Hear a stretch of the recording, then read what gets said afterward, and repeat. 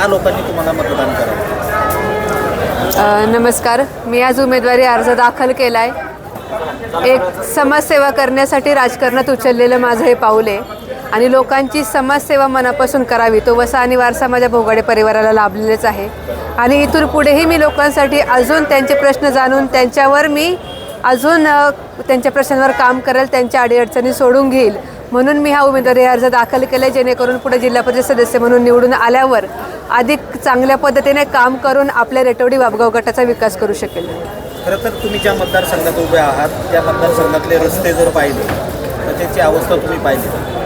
हे नाकारतेपणा कुणाचा आहे? कुणामुळे या रस्त्यांची अशी अवस्था आहे? खरं तर आता पाहिलं तर अनेक दिवस झालं प्रशासन लागू आहे. जिल्हा परिषद निवडणुका झालेला बराच काळ झालेला आहे.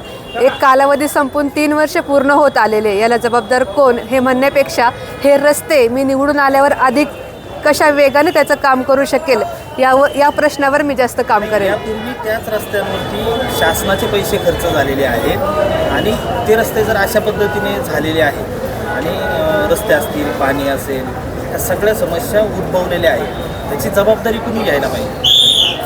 याची जबाबदारी कुणी घ्यायला पाहिजे हे म्हणण्यापेक्षा जो जबाबदारी घ्यायला पुढे आलाय त्याला जर समाजाचा जास्त पाठिंबा मिळाला तर तो अधिक स्वावलंबी म्हणण्यापेक्षा अधिक कणकर होईल, ती जबाबदारी तो अधिक चांगल्या पद्धतीने पार पाडेल असं मी उत्तर देईन. लोकांमध्ये गेलात, लोकांनी काय समस्या तुमच्यासमोर मांडल्या आणि त्या कशा सोडवल्या पाहिजे? लोकांची वाबगाव गणातली एक चांगली मोठी समस्या आहे, ती म्हणजे पाणी समस्या.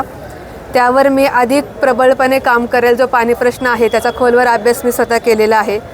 रस्त्याची समस्या असेल, वरच्या पूर्व भागामध्ये गेलं तर नेटवर्कची सुद्धा समस्या आहे.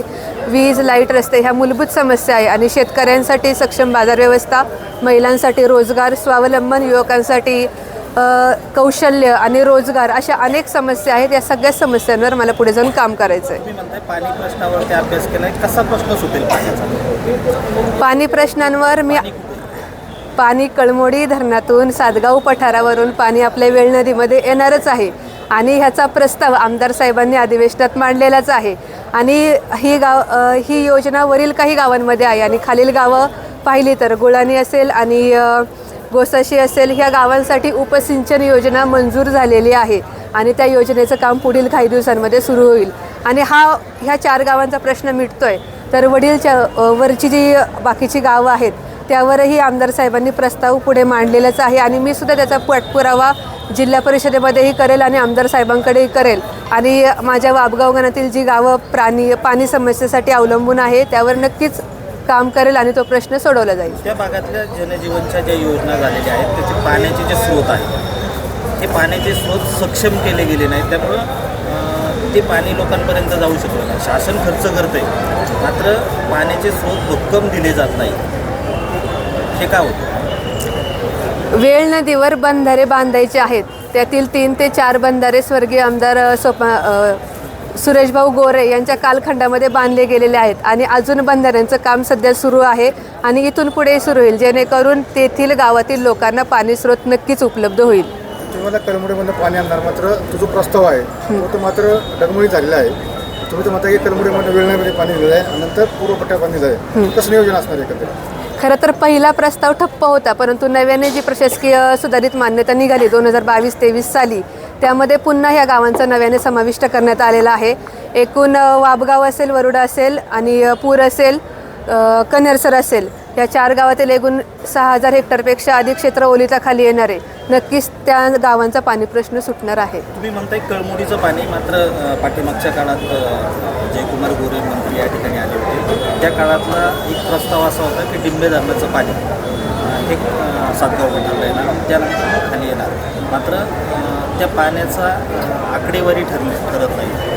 मग कळमुडीचं पाणी मिळणार की डिंबेचं पाणी मिळणार? सुसूत्रता कोण आणणार?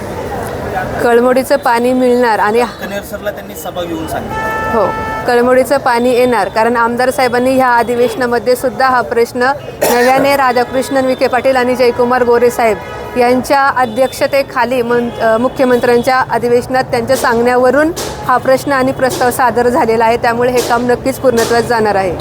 या सगळ्यामध्ये तुम्ही विरोधकांकडनं फॉर्म भरलेला आहे, आमदार सुद्धा विरोधी पक्षात बसलेले आहेत. तुम्हाला भावी काळात असं नाही का वाटत सरकारकडनं फंड मिळण्यास प्रॉब्लेम येऊ शकतात? नाही, अजिबात नाही वाटत. कारण आमदार साहेब निवडून आले ते सुद्धा विरोधी पक्षाकडे होते आणि जर त्यांच्या कामाची गती पाहिली, अनुभव त्यांचे पाहिले, तर अधिक मोठ्या प्रमाणावर निधी त्यांनी गेल्या 1 वर्षामध्ये खेचून आणलाय. त्याच्यामुळे विरोधी पार्टीतली लोक पुढे बसली हा प्रश्न उद्भवत नाही.